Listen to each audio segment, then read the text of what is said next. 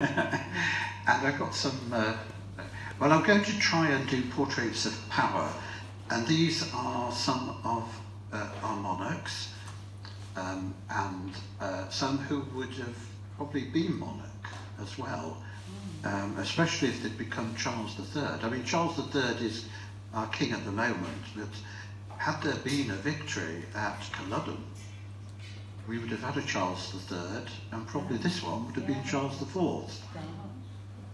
But we'll see. Right, let's see what we have. Right, those of you who are interested in the first king, Charles I, second and third, Douglas Hogg at Kettlethorpe is going to give a talk this coming Friday, and you'll be able to see the display of the coronation robes and so forth, because the Hogg family were the Lord Hailshams, and of course he is of that family. An interesting family, because his wife is also a baroness in her own right. But if you're interested, it's £10. So is that okay? I thought I'd advertise that because it's of big interest for us. Okay. Right. Well, here we have, let's just go back. Interesting, this.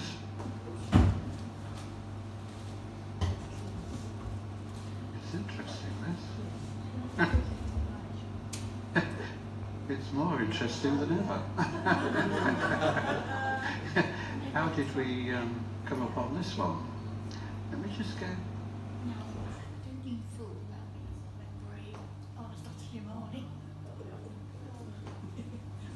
Well, skip those at the moment. I don't know how they got in. We're dealing with the royals, aren't we? This is the Duke of Gloucester, Richard Duke of Gloucester, and he came to the Old Hall in 1984 to open the completed building. The West Range was the last to be stabilised and so forth. I think it cost about £750,000 at that time. And he came, and I think he was the last royal to come to the Old Hall as such. But Prince Edward, of course, was, I think, one of the last of recent times, although Prince Charles did go to the high school. I mean, he visited the high school.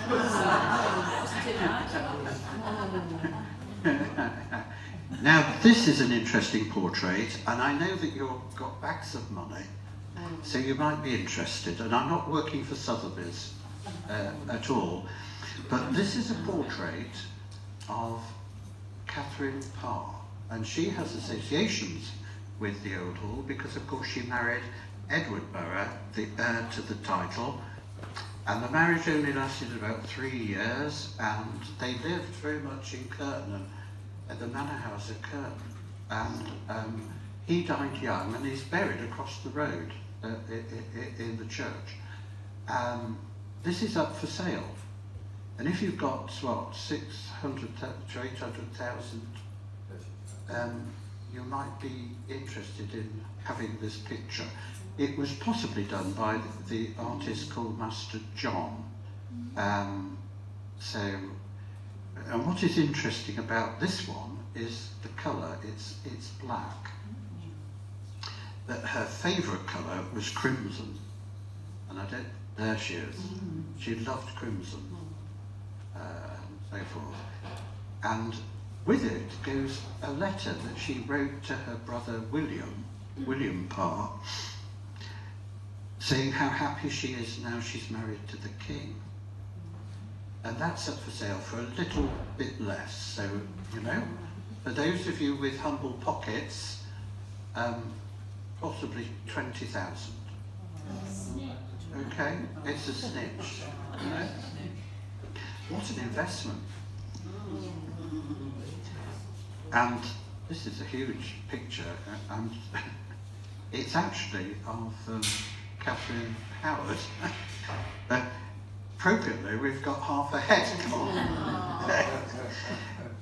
And she, of course, came in 1541 in August that year, accompanied by the king. And of course, after the northern progress, which she was on, it all went very, very badly wrong for her. And she did lose her head in the end. And of course, Catherine Parr became, interestingly, Henry VIII divorced and so forth, had 6 wives, and the one who, and the only queen who had 4 husbands was Catherine Parr. Interesting, isn't it? The other interesting thing for us in Lincolnshire is the Dimmock family from Scriversby. They are the ancient champions, and they. This is a picture of what it would have looked like in 1821 at the coronation of George IV, who built Brighton Pavilion and who elaborated Buckingham Palace that we see today. And the champion, the king's champion, used to be on a horse and have a gauntlet, and he would challenge whoever there to a duel or whatever it was. If anybody questioned the credibility, as it were, of the king, and I don't think anybody has done that. And this man here is the king's champion this year for this coronation, and I think he'll not be riding on a horse and all that sort of thing, so you'll miss that. But he does have a role in the coronation. He'll be carrying, I think, the standard, the royal standard, or something like that, which is, you know, this is in Westminster Hall, very elaborate and so forth. You know, when you look at some of the kings, George IV and Charles I would have made real good managers of Sotheby's and Christie's, or even stage props and so forth. They were absolutely over the top, especially George IV. But we have a lot to thank him for. Okay, so I'm going to be looking at portraits, and one of the things about portraits is this, that we're talking about royal portraits, so there's a difference between the royal portrait and a portrait of an ordinary family and so forth. And as you can see, you want them to be more realistic, but there is something about the royal that is different. And one thing that interests me is the royals are not celebrities. And I think the temptation of certain members of the family to be celebrities is to be resisted. There is a mystique about royalty, how you cultivate that mystique, which I think the late Queen and her predecessors have cultivated very much so. And I think people like the mystique, and I think you'll get that at the coronation. So we'll just see. But these paintings are often featured, they're elaborate and all the rest of it. And when we come to Elizabeth, we will see some interesting features. You really need a classical education to understand much of what she was wearing and all the rest of it. But it is interesting. Now, what are they trying to project? They're trying to project not themselves, but the image of monarchy, that they're rulers. You know, they're strong rulers and all the rest of it. And that is pretty important. And with it goes the wealth and opulence that you'll see with all the jewels and so forth. And you'll see much of that at the coronation, indeed. When I was a postgraduate at Durham, I don't know whether I've told you all this, I used to have, on a Friday, the former Archbishop of Canterbury, Michael Ramsey, used to come to my college and celebrate the Eucharist, and I had to look after him. Well, I was asked to look after him, which I did. And for payment, as it were, he used to ask me over to his house for lunch. Plain food, always cider at lunchtime. And then we would go up to his study and have a chat and all the rest of it. And I'd ask him what book he was writing or whatever. But in the window, in the area of the window, was a chair, a upholstered chair, very much like this, you know, blue, and it had the royal cipher on the left-hand side, ER and the crown. And that, of course, was the chair that he used at the coronation of the Queen, because as Bishop of Durham at that time, he had a star role. As you'll see, the Bishop of Durham and the Bishop of Bath and Wells on Saturday. And there were 2,000 of these made at about 25 shillings or whatever there were to make. But those who had a chair, there were stools, but those who had a chair and so forth could take them home free. Oh, very nice. Yeah, and yeah, they didn't have to pay for them at all. And he had that, you know. And I used to look at it and I think, yeah, that's as close I've got to the coronation of the Queen, as it were. There was one for sale, believe it or not, in the antique shop at Hemsel Cliff, and I looked at it, I knew what it was, and it was only going for 125 quid. And I thought, well, where can I place it in the house? And I regret, you know, at the moment they're fetching almost £1,000 each. If you know, at the moment. I missed the opportunity, so that was that. And look at this, look. England, King Henry VIII was a popular subject. Not my favourite king, I'll be honest with you. Why people make a great deal of him, I've no idea. Certainly not a role model to follow. But with advances in technology, photography especially, and I will come on to that. Now I'm going to end with the late Queen. I'm not going to do the modern lot at all, but you'll see where I'm going, I hope. And I'm going to begin with the Bayeux Tapestry, believe it or not. And of course here we've got Edward the Confessor. Here he is, look, and there's Harold. And King Edward is actually sending Harold to France, to William the Conqueror. And so this is one of the earliest portraits in the Bayeux Tapestry of Edward, you know, which I find quite interesting indeed, one of the earliest. And this was made under Bishop Odo of Bayeux, brother to King William, in honour of the Battle of Hastings and so forth. And here you've got William forcing Harold, as it were, to make a solemn vow on a shrine that when Edward kicked the bucket, William would succeed to the throne. And of course, as you well know, Harold broke that vow, didn't he? And hence 1066 and all that. But they are the images reflected, you know, crudely, granted, but that is of interest for us. And here we've got the crowning of Harold at Westminster Abbey, where Edward the Confessor is buried. And all monarchs are roughly buried, either there or at Windsor. There are a few scattered about, and so forth. But it became a royal shrine indeed. Here's Stigner, the Archbishop of Canterbury, who's soon to lose his job in 1066, which is interesting in all ways. At the coronation, the people of William, they shouted a hurrah for the king, you know, and all that sort of thing. The soldiers panicked and thought there was a revolt, and, you know, it was a matter of Macron's France again, so there was a great slaughter. And when was William crowned? Here, Christmas Day, 1066. Now, this is a very interesting king.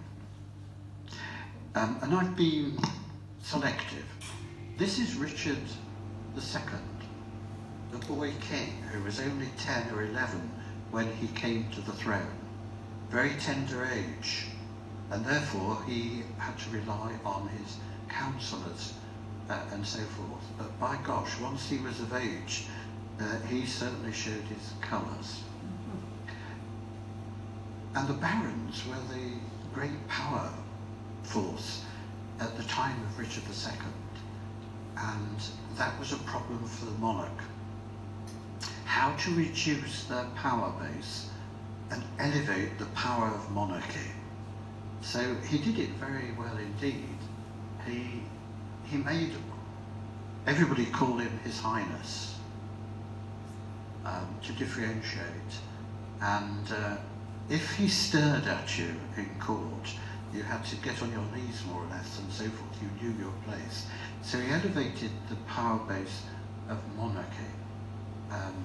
It wasn't until we get to Henry VIII who made everybody call him Your Majesty. You know, so we've only been calling monarchs Your Majesty for about 500 years. And this is the Wilton diptych. Diptych meaning it's of two sides with hinges. Can you see the hinges? It's called Wilton because it came from Wilton recently, as it were. And this is beautiful. I mean, it will have cost an arm and a leg because you've got gold and you've got this beautiful blue, which was very costly indeed. It would be a kind of portable reredos to an altar that they would have. So let's look at this diptych for you. And we're going to look at this one first. Here's Richard II kneeling, and you see the crown and so forth. And then we've got John the Baptist, look, with the lamb. And he's not dressed that well, but then again, John the Baptist wasn't. And then we've got this fellow here, and he's got an arrow. And that indicates he's St. Edmund. You've heard of St. Edmundsbury? Well, St. Edmund was a great patron saint of England. He was killed by the Vikings, you know. And then we've got this one, Edward the Confessor. And I don't know whether you can see this, but he's holding a ring. And tradition says that he met St. John the Evangelist, who gave him a ring. So he's painted with a ring. So, okay. And what is interesting is this, that there are 3 kings. John the Baptist is not a king. Okay. 3 kings. Richard was born on Epiphany. On Epiphany, the 6th of January, when the 3 wise men came to visit Jesus. Okay? The giddy joke about the Epiphany is that you've got these kings from wherever they came from giving gold, frankincense and myrrh to the Christ child. But the giddy joke is Jesus. He is the gift to the world. You know, he's really reducing the kings to the level that, you know, he's the gift. Very interesting indeed. So we've got these. Now, the reason why they're painted in the Wilton diptych is because they were the great favourites of Richard II. He thought a great deal of Edward the Confessor. And of course, on Saturday in the cathedral, well, it was a cathedral, in Westminster Abbey, the great saint Edward the Confessor is buried there. So it adds to the mystery and credence of the monarch. So we'll see. So does that help? Good. Let's go to the other one. Oops. It's me playing around with... There we are, look. Now we've got the other side, the right-hand side, and this too. So this is stretching your imagination. So in Richard's dream, first of all, let's deal with the flag, the ensign, the flag of St. George, patron saint of England.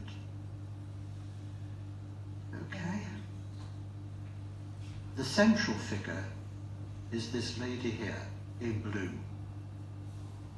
She, of course, is Our Lady, the Mother of Christ. And she's holding a baby who is, of course, the Christ child. And the Christ child is looking towards Richard. But we'll come back to that in a minute. And these are angels. There are 11. I've counted them. If you count more, there's something wrong. And there are 11. Why 11?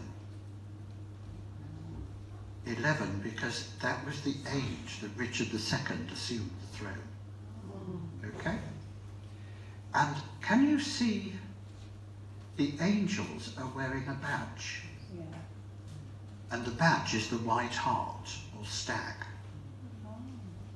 That was his emblem. So if you go down Lord Street in Gainsborough, there's the white hart, isn't there? And that was the symbol of the emblem, the badge of Richard II. And then you've got these nice flowers. And of course, King Charles III is interested in the environment, so he would appreciate the flowers. And those of you who've been lucky to have an invitation to the big coronation, it's beautifully decorated, and so forth. So this is the triptych. So shall we go back? Can we go back? There we are. Now the reason I've done this, oh dear, when we're going back. Now, can you see Richard doing, how would we say, he's on his knees because he's in the presence of the Christ child and Our Lady. And can you see the Christ child?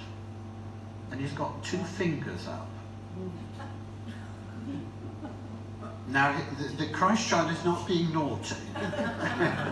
He's actually giving a blessing. In other words, he's looking kindly upon Richard II. He's giving him his blessing for his role as king, you know. So this is propaganda. The barons would have died with this lot because, of course, he was elevating monarchy to a level that had never been before. But it all goes very foul for Richard II, unfortunately.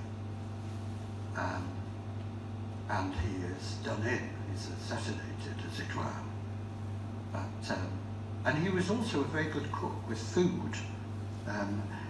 The royal table in Richard II's time, and this went on in Henry's time as well, Henry VIII, they would be on their knees when they served the king. That's how, you know, you knew your place. I would have difficulty, wouldn't you? So let's, so that explains, sorry about the arrows, I must have been thinking about, now, the diptych, we've just seen the front, okay, the back is formed of these. This is the white hart, the emblem of Richard, and here the coat of arms of Richard and that of Edward the Confessor. It's very weird, but that's what they're supposed to be on the other side. It's a beautiful thing to behold. It really is. Now we come on to things. So what we've got with Richard II is something we're going to see more of in a way, is the projection of what monarchy is. It's one above us. We are subjects. Okay? Now we've got Richard II. Now this is a lovely one of Richard. I know you all know about Richard being found, and you've probably been to Leicester, like I have, to see, and all the rest of it.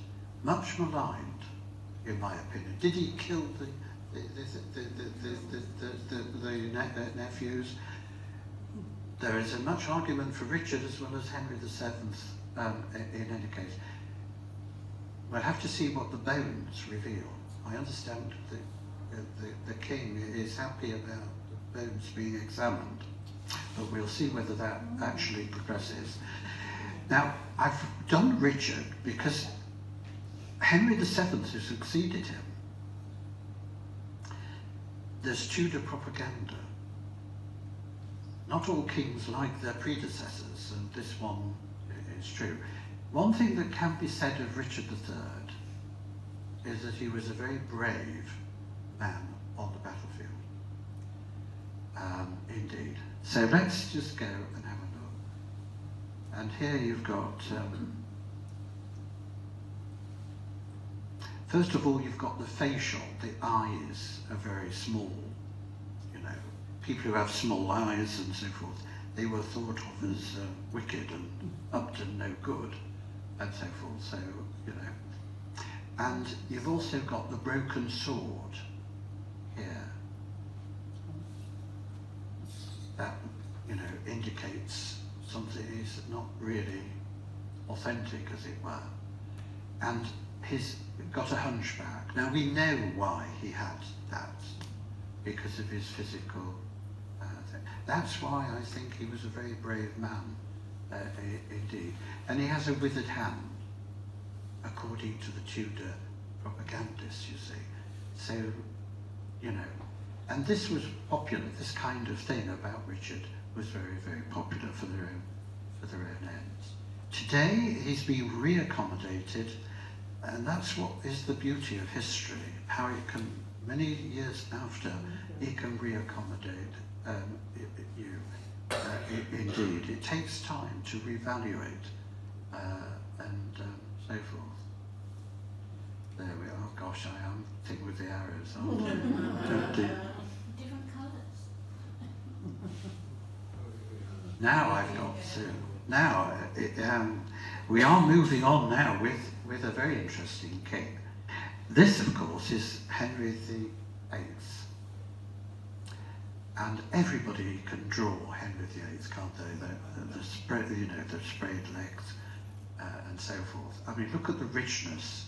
You know, the jewels and all the rest of it. You know that he's king. And of course he was 6'2" or thereabouts. We know this from the armour that he had. A very tall king. He was more of the Yorkist side. Edward IV was tall, a womanizer, Edward IV, but he was a very good king in many ways. And Henry was more of the Yorkist than he was of the other side, indeed. And he towered above his father, and so forth. So the image he's projecting is one of power, you know. It is said that when the prime ministers went for an audience with Her Majesty, the late Majesty, they used to quake a bit. Now, how they know that, I don't know. But I would certainly quake meeting him.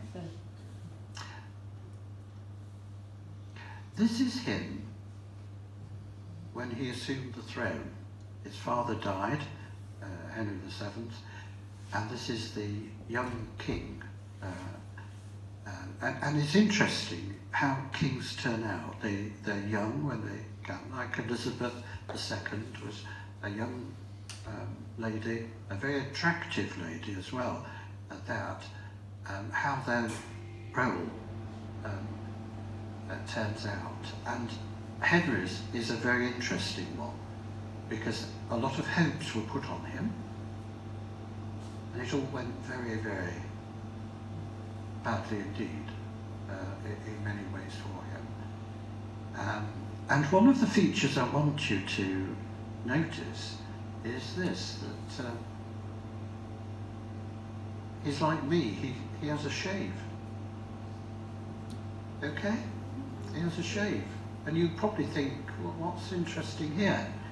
Often kings and queens can set fashions. I mean,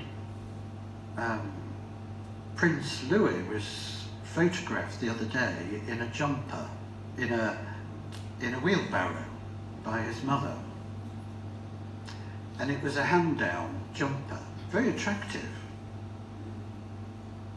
caught the imagination of lots of people, so they're wanting this design, which is not for sale at the moment. Well, it will be, because the company are going to make some. But it's surprising how fashion, you know, how the thing, and so forth. Now, what am I getting at? Can you see Henry? He's got a beard.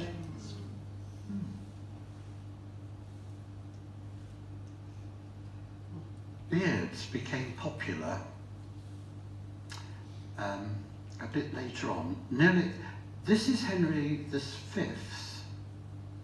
okay, and he has no beard. And this is Edward IV, who the Lord Boroughs supported till Henry VII came along, and they are without a beard.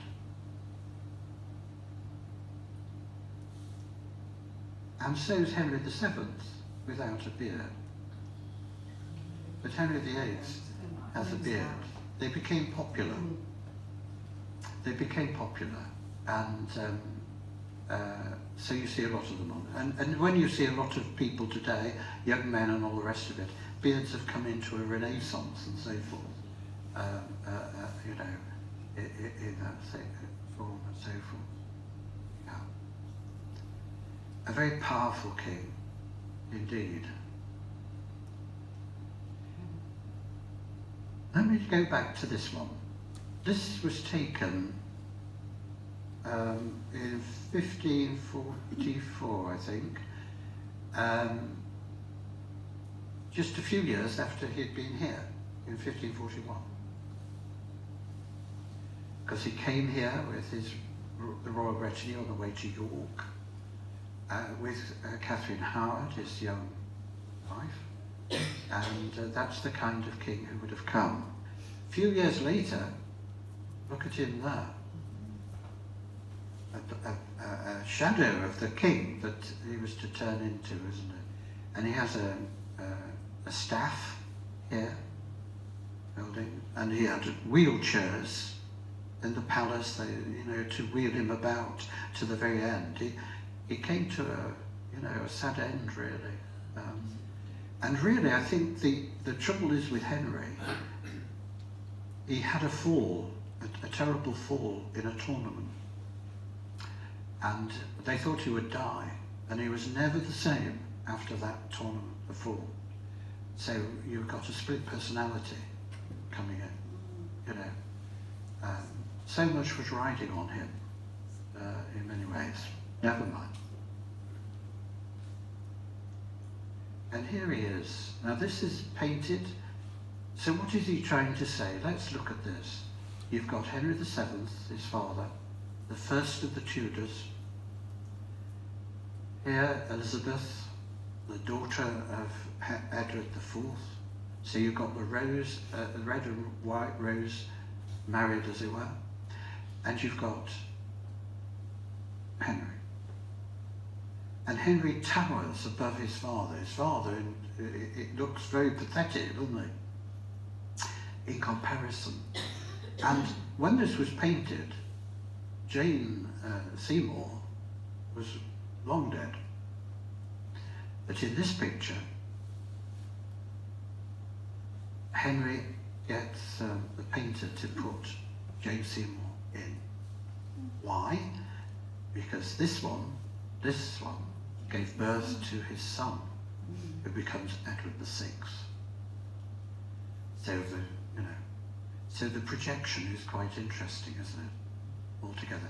And what he's saying here, I'm greater than even my father, the founder of the Tudors, and so forth.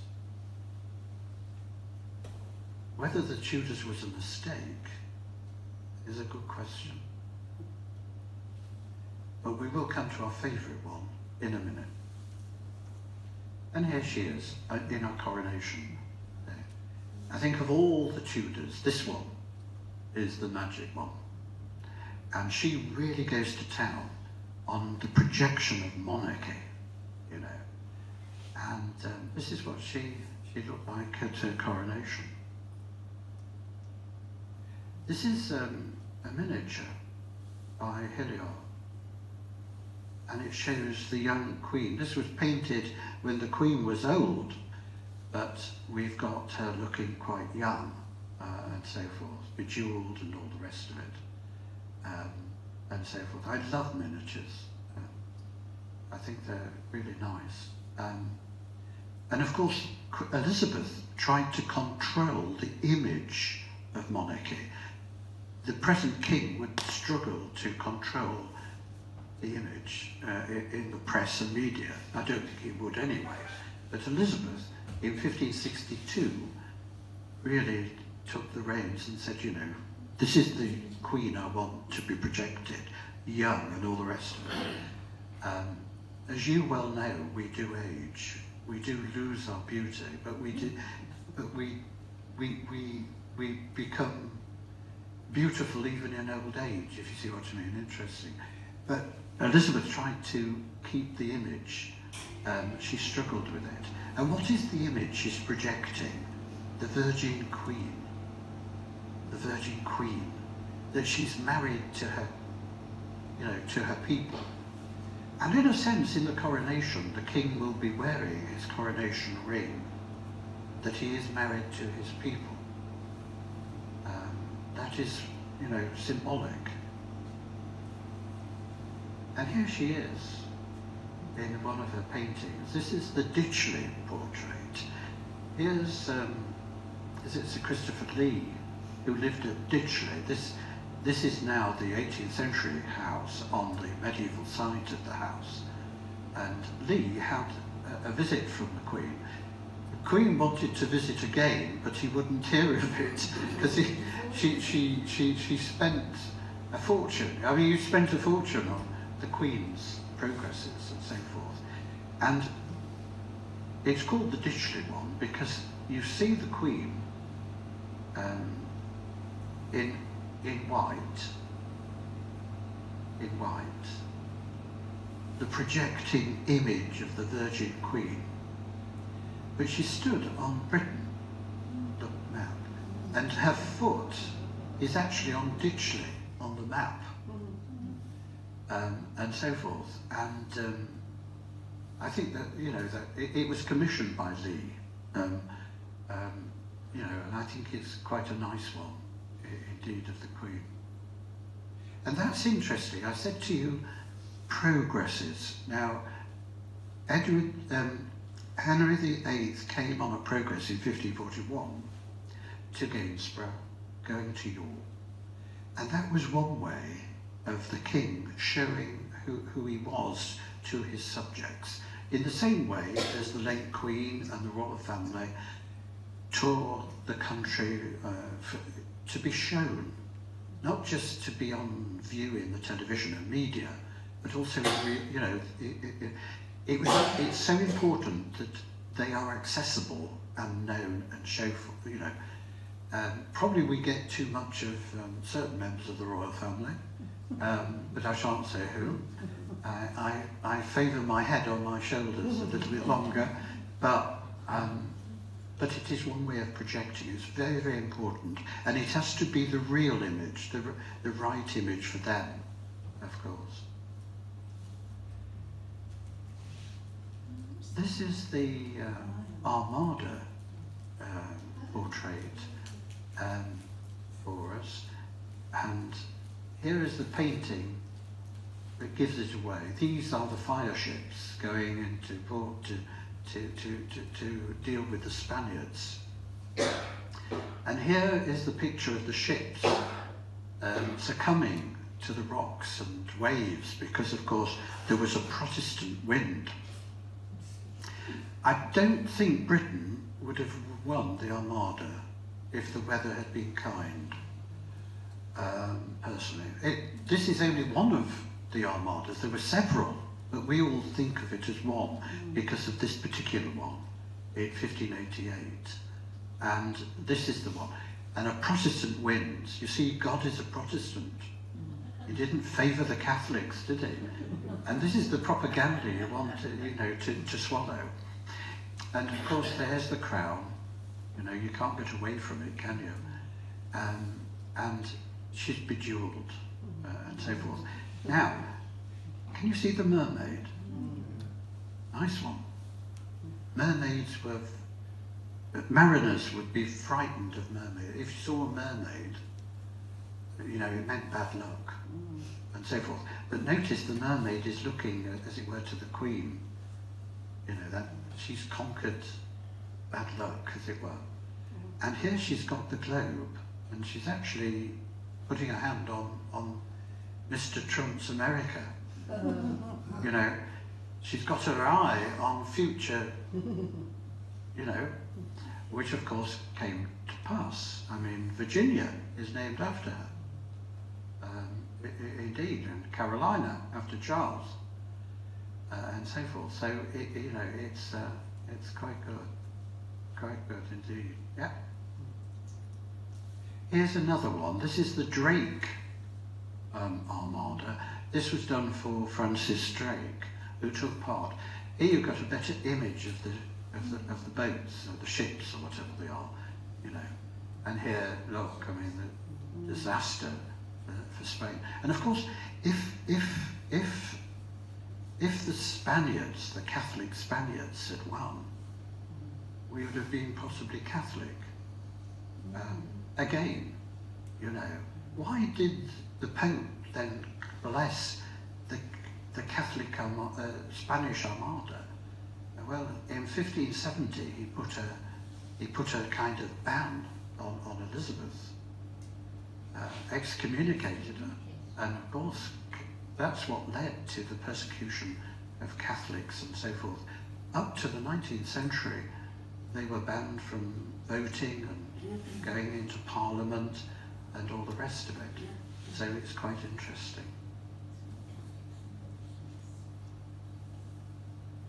Here is another one. And here you need a little bit of classical education, which I lack. Had I been brought up in the 17th, 18th century, for instance, I would have known my classics very well indeed. But this is known as the sieve portrait. The sieve. And this is the sieve look. Here. And these are courtiers, favourites of Her Majesty. One of whom is, of course, Christopher Hatton, who takes the centre stage there and so forth. So what is the sieve? And in classical education, to prove the virginity of one of the ladies, she would go with a sieve and collect water from the well. And because she was a virgin, the water would hold in the sieve. Okay? I'm not going to advocate this test. It gains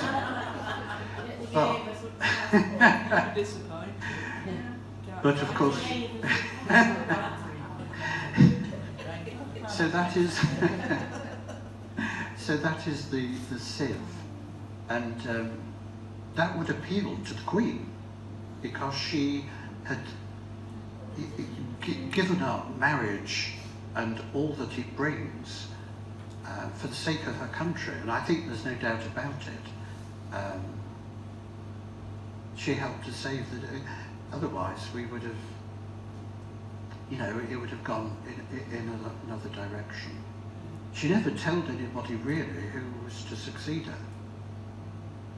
And of course, her coronation ring was taken from her on her death, and then it took 3 days for the horse rider to go to Scotland to James, who was waiting to receive the signal that he was going to be the king. It was all pre-arranged by the Cecils.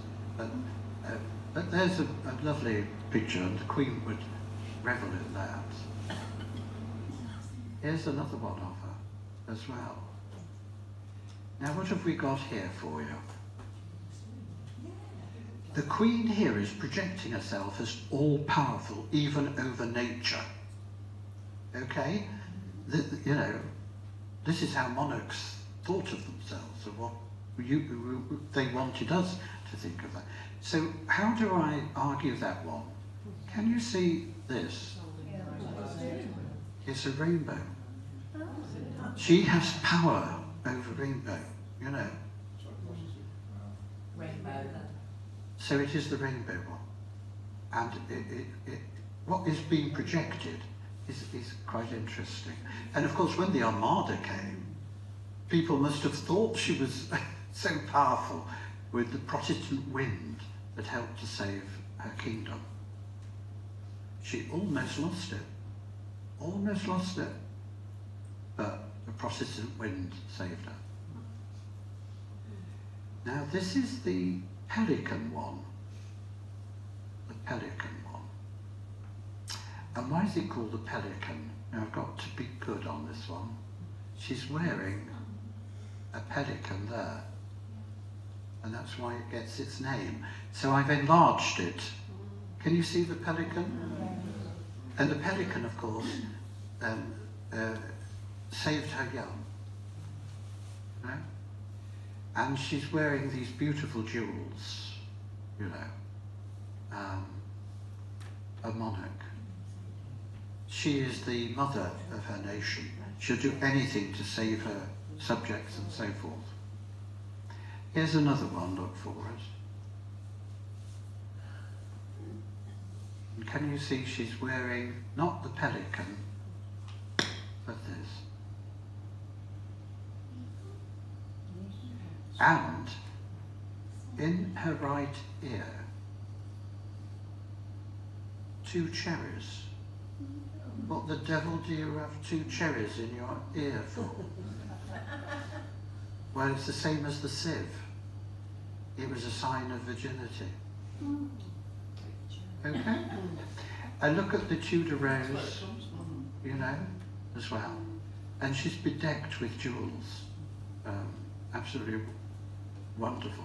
She must have looked absolutely marvellous in candlelight. You know, when the late Queen processed the opening of Parliament, all the lights would be out, and as she progressed in her wearing the crown, it was something to behold, I'm told. You know, absolutely wonderful. That's the projection of royalty, which is good. Now, I did say to you that if I was going to talk about somebody who might have been a king, and this is the one I'm going to talk about, because had this man, the prince, succeeded in 1745 in the Jacobite rebellion, he would have been Charles III. And the artist is French. But this man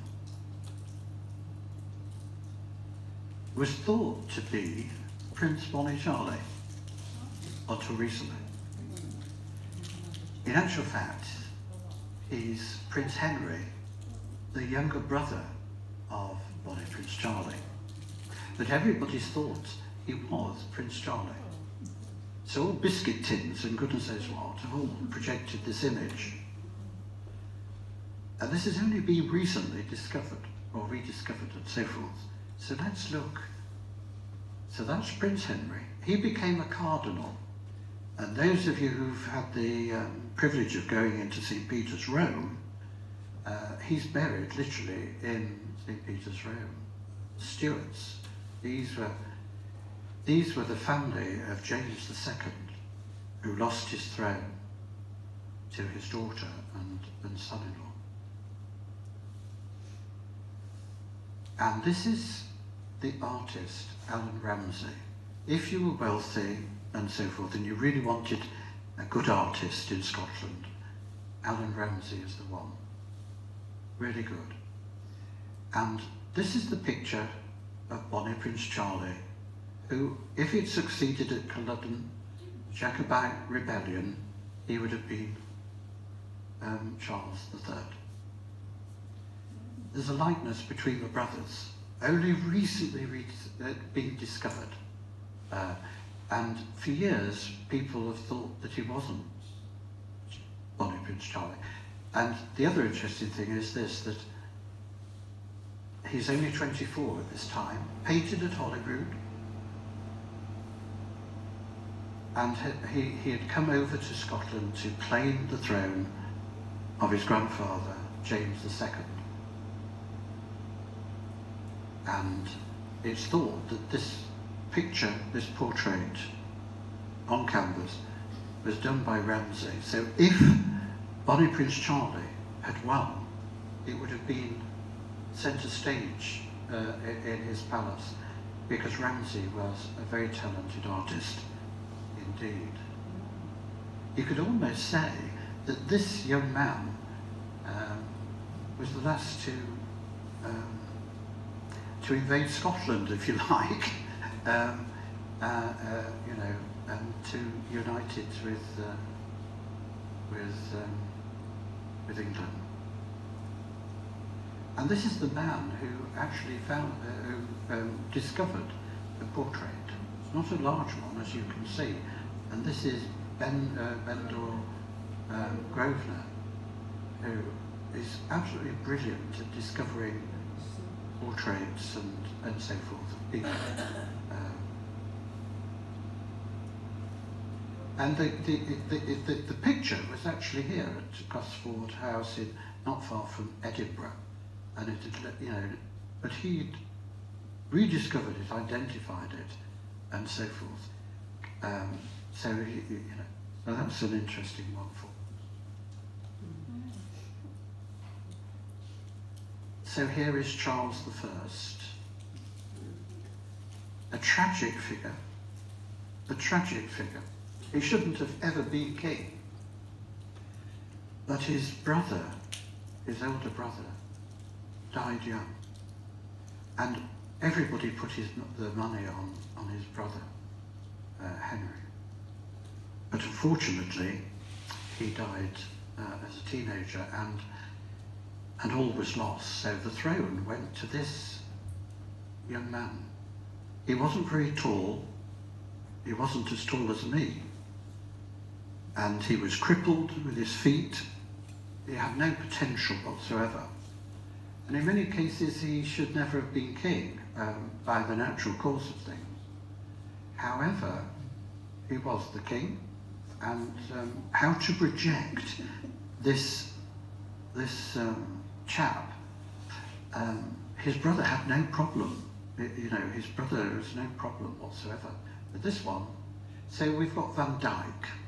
Van Dyck comes to the help. He's the Saatchi and Saatchi of the day.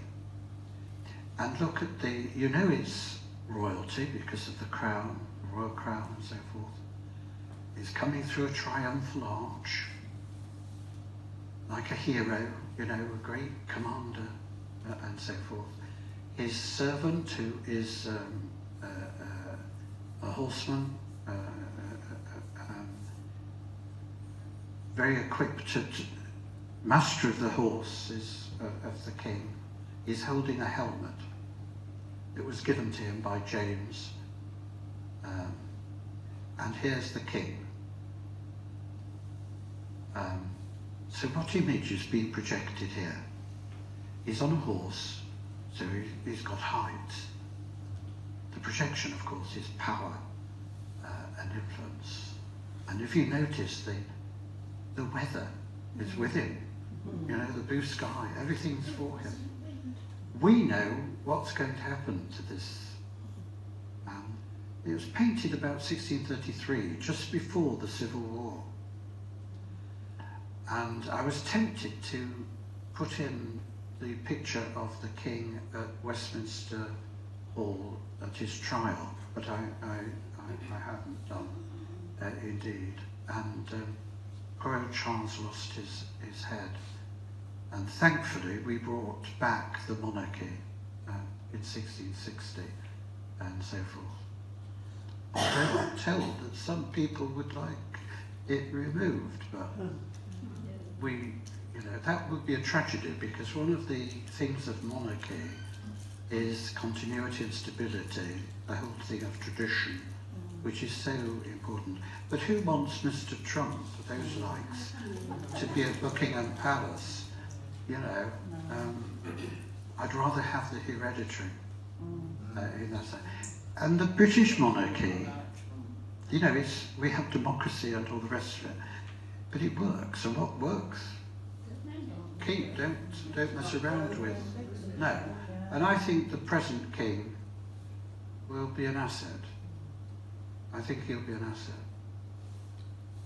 But we'll wait and see. So we've got Charles projecting him. Now what is the image being projected here? It's one of family, isn't it?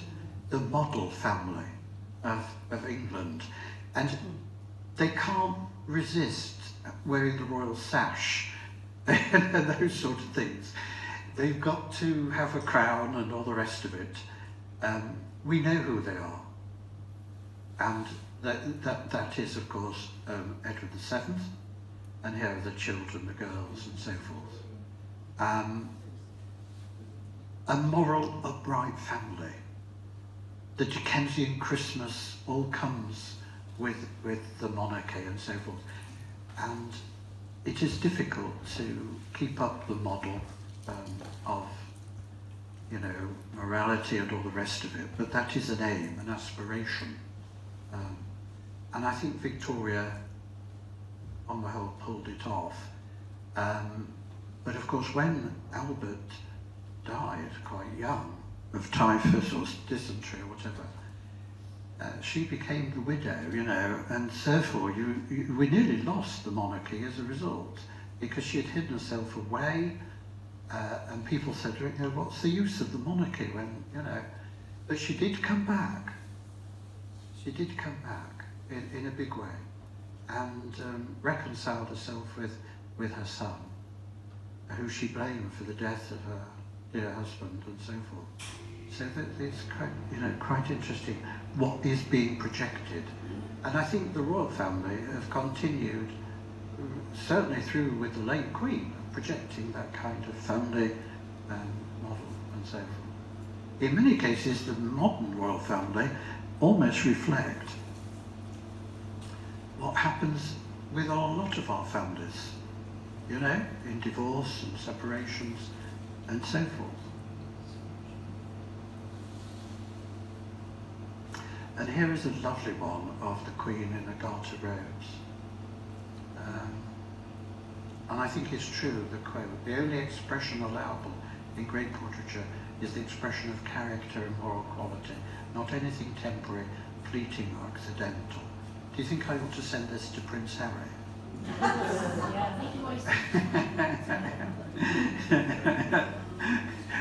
But the one I like, and which I have in my lounge at home, is this one.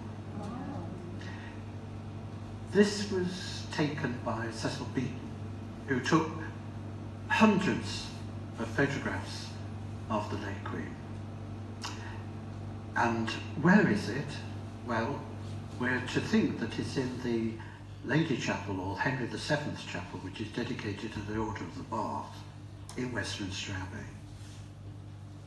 You see all the flags of the members of the, you know, and here she is, not on the throne, the seat that the king will be crowned on, or in fact, the Queen was crowned on, which has been used for 700 years or more.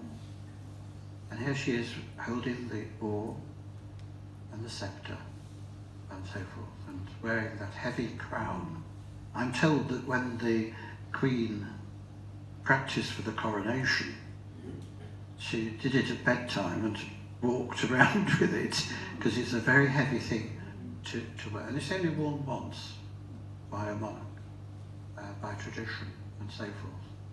And here she is. So what is Cecil Beaton doing? Well, this wasn't actually taken at Westminster Abbey. I can tell you that. Not that I was there. It's a it's a canvas. The Queen got back to Buckingham Palace, and there must have been a time allotted for Cecil Beaton, who she liked. And there were 3 people attached, two other people attached to Cecil Beaton to do this photograph. And they had a big picture of the chapel, as you said, at the back of her.